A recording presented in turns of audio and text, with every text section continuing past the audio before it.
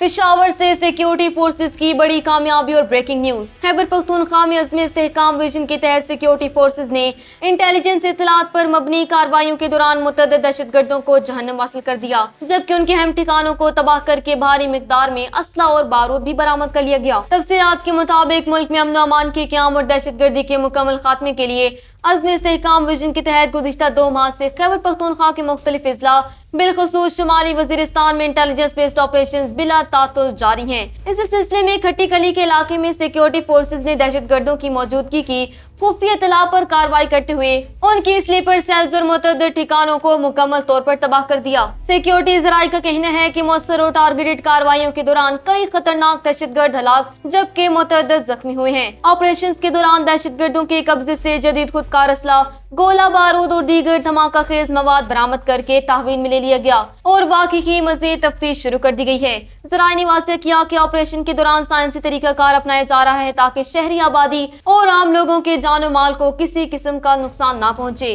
Security forces के आला हुकाम का कहना है कि खैबर पख्तूनख्वा में पायदार अमन के क़याम, शहरियों की हिफाजत और दहशतगर्दी के नफाज को नाकाम बनाने के लिए इंटेलिजेंस की बुनियाद पर ऑपरेशन बदस्तूर जारी रहेंगे और तमाम ख्वारिज और शरपसंद अनासर को बिला इम्तियाज मंतकी इंजाम तक पहुंचाया जाएगा।